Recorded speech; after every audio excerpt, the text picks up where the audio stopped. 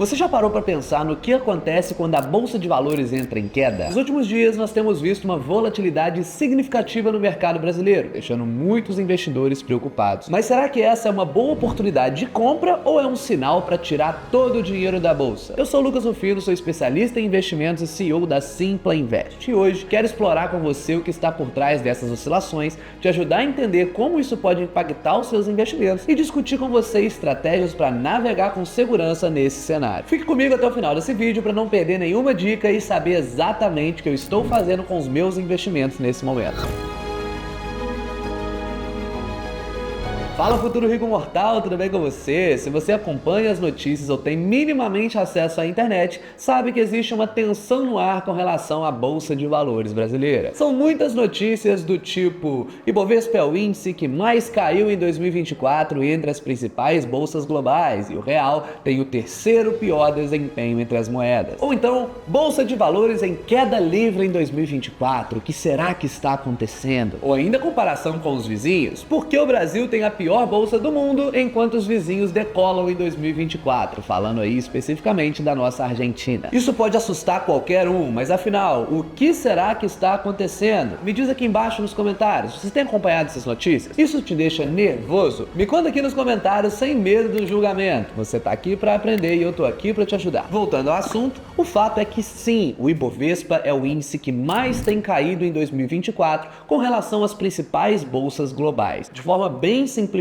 para você, o Ibovespa é um índice que reflete o desempenho de uma carteira teórica de ações formada pelos ativos mais negociados e líquidos da B3. Podemos considerar então que é uma fotografia do que está acontecendo com todas as ações brasileiras. E hoje, não é só esse indicador, o Ibovespa, que está caindo, mas a moeda, o real, também apresenta fraqueza esse ano. O dólar teve uma forte valorização frente ao real, que apresenta o terceiro pior desempenho cambial do mundo. Num gráfico de desempenho das bolsas nesse ano, o Brasil apresenta o pior resultado. Para você ter uma ideia, no dia 14 de junho, a bolsa chegou a 119.662 pontos. Esse é um valor muito baixo, principalmente lembrando que no início do ano nós atingimos mais de 134 mil pontos. De lá para cá, foi só queda abaixo. Muitos são os fatores que contribuem para esse cenário, principalmente fatores macroeconômicos e geopolíticos. Obviamente, o mercado financeiro brasileiro é fortemente influenciado também pelo cenário internacional. Temos visto recentemente na Bolsa Americana que houve um aumento da aversão ao risco e preocupações frequentes com as políticas monetárias do Fed, como o corte na taxa de juros. O mundo inteiro esperava que essa queda na taxa de juros americana aconteceria de forma mais rápida. Como isso não aconteceu, o próprio Banco Central brasileiro também teve que imprimir um ritmo mais lento na redução da nossa própria taxa de juros, a taxa Selic. E é claro que quando isso ocorre, com a taxa de juros mais alta no Brasil e no mundo, isso prejudica os ativos de renda variável. O próprio custo do dinheiro fica mais caro, então para as empresas investirem nelas mesmas e continuarem crescendo, se torna mais custoso. Da mesma forma, se a expectativa de juros futura permanece um pouco mais alta do que deveria, todos os cálculos de valuation, de fluxo de caixa descontado, por exemplo, vão ter que considerar essa nova realidade. E isso faz com que os preços dos ativos tendem a cair. Agora, o problema do Ibovespa, especialmente nas últimas semanas, é principalmente doméstico. É isso mesmo, o problema está bem aqui na nossa casa e não somente fora. Alguns eventos contribuem para isso. Em meados de abril, o governo revisou a meta fiscal para 2025, que antes previa um superávit de 0,5% do PIB para um déficit zero. Esse movimento foi entendido pelos agentes do mercado como uma sinalização de abandono ao compromisso estabelecido pelo arcabouço fiscal em 2023 e é óbvio que isso repercutiu negativamente. No início de maio, houve ainda um racha na reunião do Comitê de Política Monetária, que é o Copom, que também chamou bastante atenção. Membros indicados pelo governo votaram pela manutenção do ritmo de corte na Selic em 0,5 ponto percentual, enquanto os outros diretores defenderam maior cautela com o afrouxamento monetário, decisão que prevaleceu na época, fazendo com que os juros caíssem somente 0,25%. Já na semana passada, última reunião do Copom, o comitê decidiu por manter a taxa em 10,5% ao ano. Ou seja, até mesmo aqueles indicados pelo governo decidiram que sim, era melhor manter a taxa e não continuar caindo como já tinham feito nas últimas 7 reuniões. Para até aqueles indicados pelo governo decidirem isso, mesmo com todas as críticas que o Lula vem falando aí para a população, como se fosse culpa do Banco Banco Central não reduzir a taxa de juros,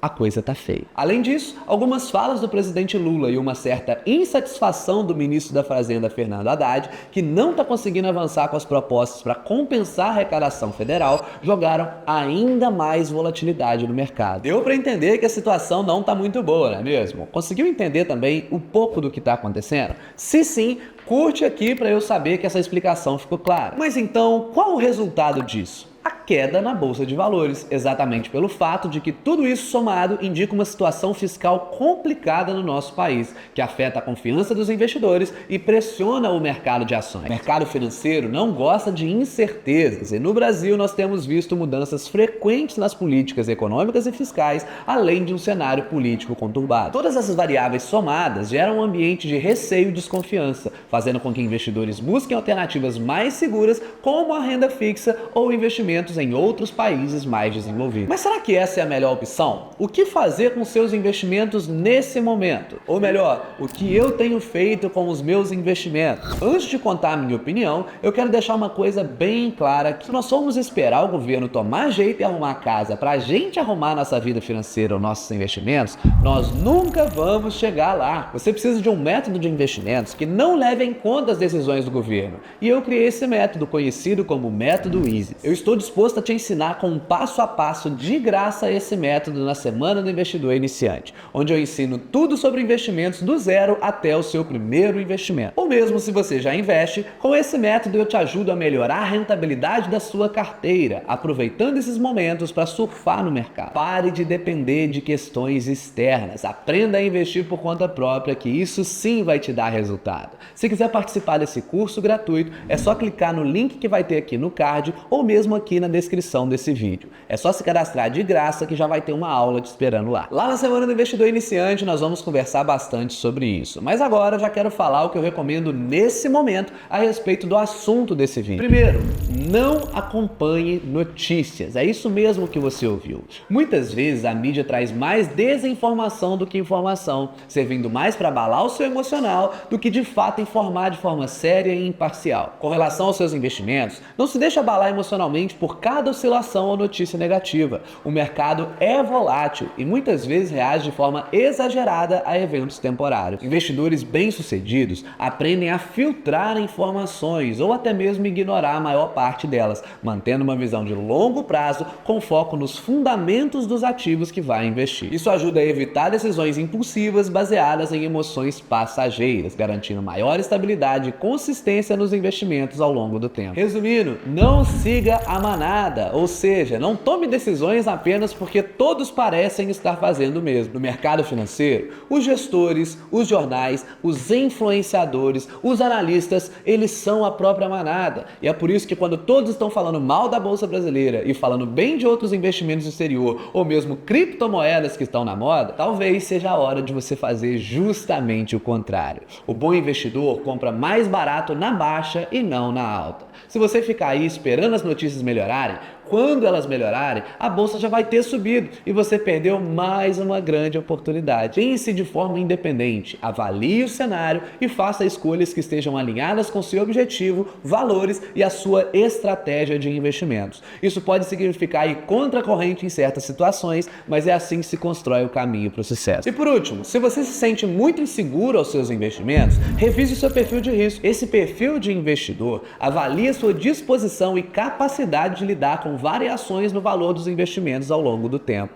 Quando você se sente inseguro, pode ser um sinal de que seus investimentos atuais não correspondem ao perfil de risco ideal. Ou seja, talvez você tenha mais renda variável na carteira do que deveria ter. Tudo é uma questão de alocação, o quanto você vai ter em cada tipo de investimento. E revisar seu perfil de risco envolve entender sua capacidade financeira, seus objetivos de curto e longo prazo e a sua disposição pessoal para assumir risco. Se você não sabe como fazer isso, esteja na Semana do Investidor Iniciante, porque lá eu vou ensinar exatamente como se deve fazer. Por fim, o que eu tenho feito com os meus investimentos durante esse período? Eu entendo que essa queda na Bolsa de Valores brasileira trouxe uma série de grandes oportunidades de ações baratas aqui dentro. Até mesmo os fundos imobiliários estão muito baratos. Então, se você ainda está na fase de acumulação patrimonial, tem que comemorar esse tipo de desconto na Bolsa de Valores e aproveitar para montar sua carteira na renda variável no momento certo. Qualquer tipo de produto que você for no mercado comprar, você fica feliz quando ele está em promoção. Só na bolsa de valores que isso não acontece? Deve ter alguma coisa errada, né? Então, quando a bolsa cai, você aproveita para comprar bons ativos com bons fundamentos a um preço muito mais baixo. E quando você para olhar os fundamentos, muitas ações estão até aumentando seus lucros, então não faz sentido nenhum você estar comprando algo melhor pagando um preço mais baixo. Agora,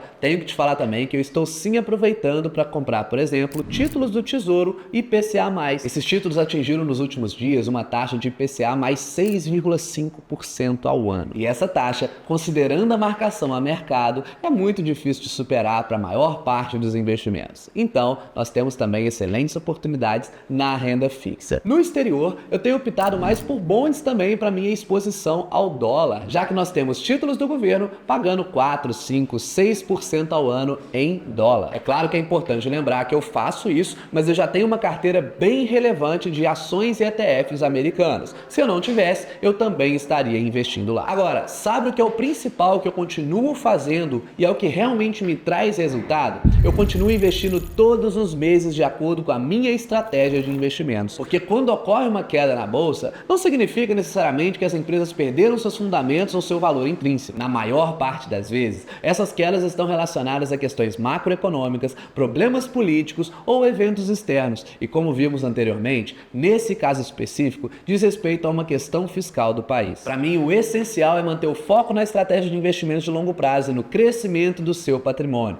Ao fazer investimentos mensais consistentes e alinhados com seus objetivos financeiros, você pode aproveitar as oscilações do mercado para potencializar o seu retorno no longo prazo. E é exatamente isso que eu estou fazendo. Eu continuo investindo em renda fixa, continuo investindo em renda variável brasileira, continuo investindo também no exterior, porque essa diversificação é o que traz a segurança do nosso portfólio. O método de investimentos é mais do que uma estratégia qualquer, é um caminho para segurança e crescimento financeiro. Na Semana do Investidor Iniciante, eu compartilharei esse método de investimentos que é imediato, simples, inteligente e seguro para você. Esse é um método que eu aplico nos meus próprios investimentos, ensino para os meus alunos e que utilizamos aqui para gerir mais de 200 milhões de reais. Em termos de volatilidade e incerteza, tanto eu quanto os meus alunos nos mantemos focados no crescimento contínuo do nosso patrimônio, sem nos deixar abalar por eventos midiáticos passageiros. Se você também busca essa estabilidade e progresso, se inscreva-se no canal e também na Semana do Investidor Iniciante. Não se esqueça de compartilhar esse vídeo com quem você ama, alguém que você sabe que está investindo ou pode estar preocupado com essas notícias. É só assim que a gente vai evoluir juntos. Nos vemos no curso gratuito. Mais uma vez, espero que você tenha gostado. Tamo junto e até a próxima.